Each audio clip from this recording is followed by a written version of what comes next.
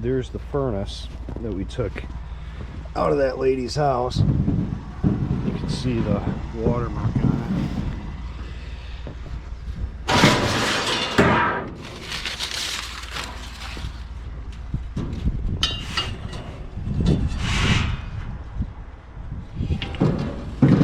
Heat exchangers,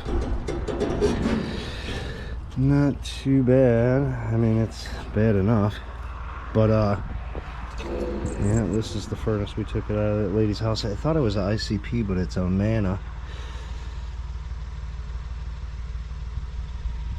Put a new carrier in.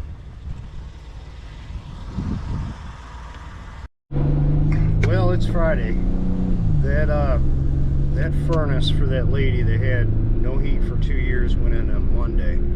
After 1/4 mile, Joe from iGuard couldn't get the furnace out by himself, so I went over there. It's Friday morning. I went over there Friday morning and with another guy, and we yanked the furnace, the old furnace, out of that.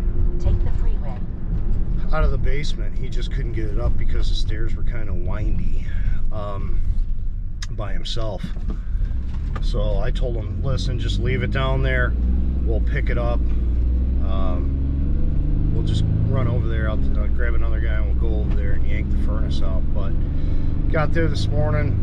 It's 70 degrees in her house. Got her new thermostat. She was still overwhelmed, you know. She's very happy about her new furnace, which is wonderful. She's nice and warm. The whole family's nice and warm, and that's all that counts. But yeah, she definitely needed it. So now the money she's got other repairs that got to be done in the house.